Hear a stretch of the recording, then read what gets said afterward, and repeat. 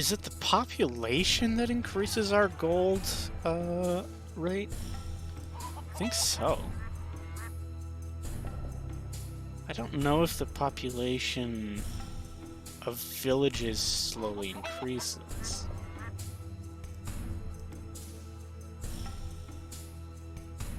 What I'm doing now is I'm removing peasants from the population. I'm gonna send them to the main town. You see these peasants walking around, but it's just for show. You can't actually click on them. But in a few seconds, these guys will come out. You can click on them. Uh-huh. Yes. Yes. And there you go. Uh-huh. Yes. Mm-hmm. Yes. Mm-hmm. Uh-huh. Uh-huh. They're a bit better dressed than the Gaulish peasants, that's for sure. I'd tap that.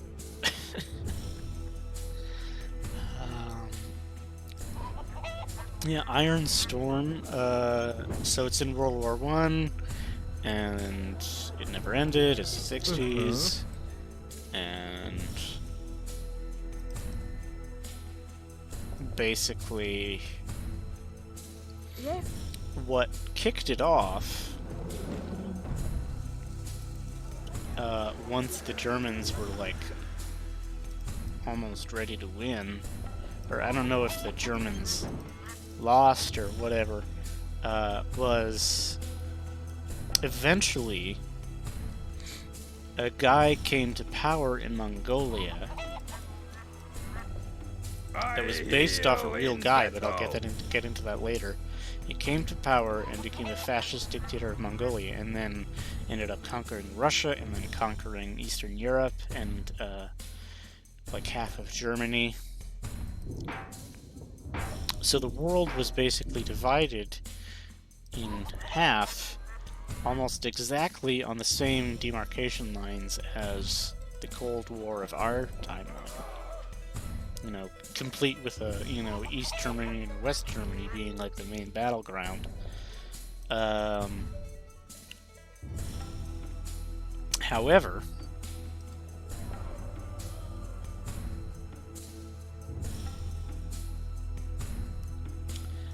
what happened was, sorry, shit, lost my train of thought. So, the Mongolian dictator took over all of Eastern Europe and Russia and probably China, and he tried to invade the West. And what had also been going on is that the war had been going on for so many decades that they started floating military equipment on the stock market, and industrialists would be getting money for developing certain technologies. I don't really understand how it works. There was a like a newspaper that they created for like the first few years of the game being out, because the game was incredibly unpopular. And so there's an entire bit of lore that was never really well put together in the game that they had in certain promotional material that explained the whole military stock market thing. We fight to the end. We'll win again. But basically, the actions of industrialists on the market helped to keep the war going continuously, so it was a stalemate. And that sort of stalemate, due to move quietly. Industrialists, what seemed to be like funding both sides of the war, basically helped to maintain this sort of World War I type situation still going on. even with the rise of automatic submachine guns. And even giant, like, Space Marine type men in, like, robot armor. There wasn't mechs, but there were, like, guys in robot armor occasionally. But the World War I theme was continued because it was such a long stalemate, like the battles in France, and as a result of this stalemate type of situation, the war was mostly fought in trenches, you know, and there was mustard gas and such. Move quietly. So it really was sort of a World War I game with only a slight tinge of Be ready for anything. modern We'll win again. technology on top of it. It's very difficult. You know, as I said, not a lot of health packs, snipers everywhere. Fight to the end. Incredibly difficult mission objectives that were just confusing and poorly Move quietly. explained. There was bosses with rockets that could kill you in one shot, Following your orders. and the game was like the definition of cheese. Like, you had to do ridiculously cheesy tactics to do stuff like kill these bosses.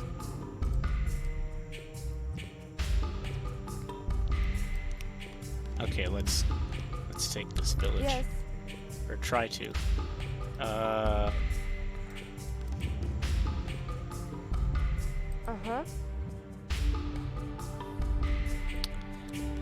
Like, the boss would be around the corner. And you go around the corner, shoot at him randomly with your gun, and then run away around the corner as fast as you can. And then slowly move forward around the corner again, because the boss doesn't really chase you after a certain point. And then take more shots at him, and then, you know, ridiculous shit like that. Just so cheesy. It's such a terribly made game. DW Terminator, who's a game reviewer that I really like, he does lots of PC-based stuff. I'm getting shot at. In the name of Oh, Odin, that's right. I need catapults. Lord of the Vikings. Romans can make catapults too, naturally. Look out for danger.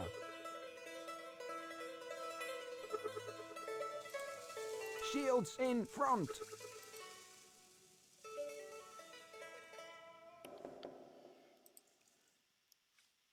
Yeah, DW Terminator made a review of it that was good, and I highly suggest y'all check out his channel. Otherwise, he's certainly a lot more well established than I am.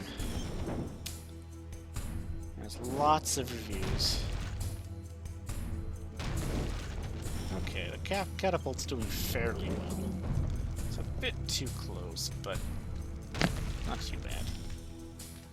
Let's save.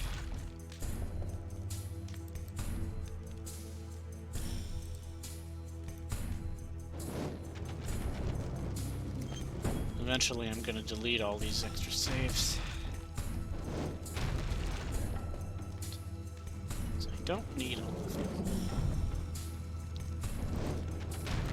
And of course, no idea how many soldiers they've got. We weren't able to we were able to kill their initial army.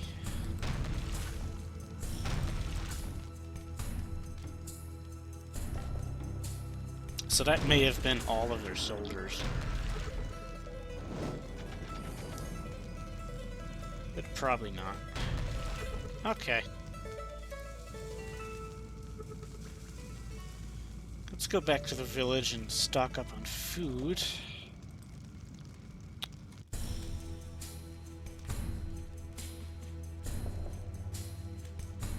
Swords ready.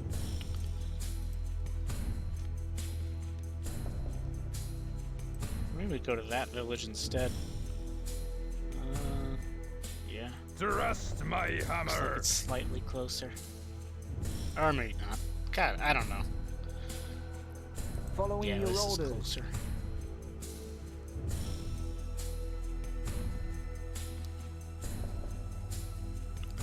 Can probably afford to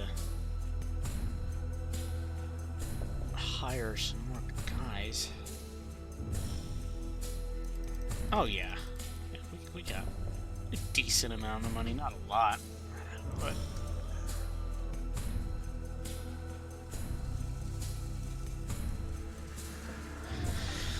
yeah. Eventually, also, I'm gonna try to make like a running list of games that I want to do on this channel.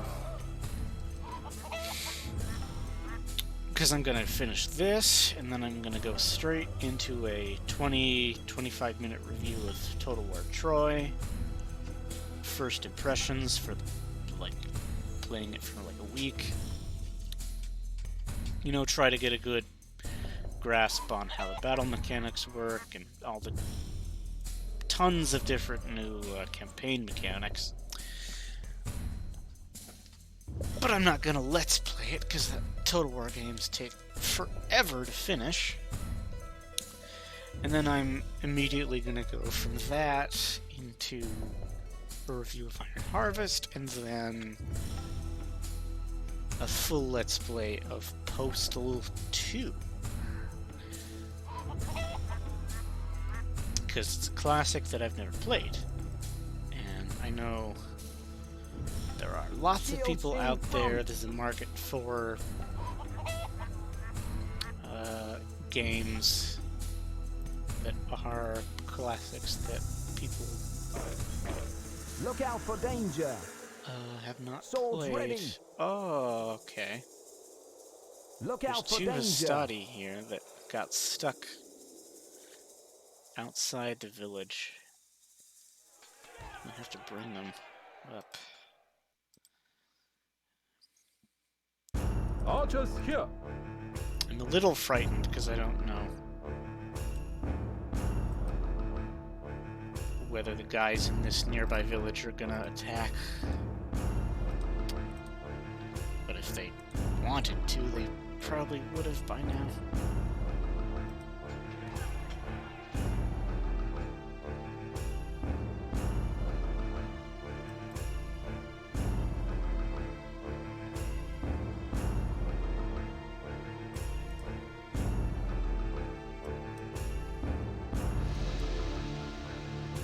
I'm tired of this. Okay, we got 38. I A heal couple in seconds, we'll battle. have 40. Swords ready. Good shit. Following your orders. Make sure Leldarin is off to the side.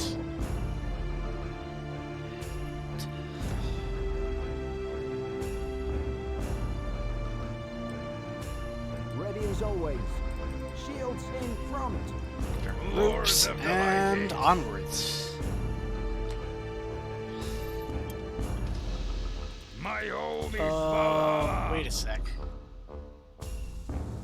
That's weird. This is a Gaul druid doing a freaking miasma spell. And the gate's going up and down.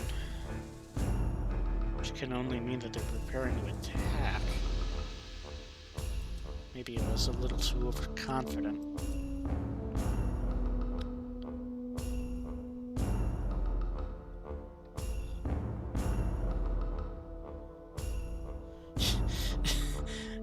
And it's such a long way up here that my soldiers are gonna run out of food in a little bit.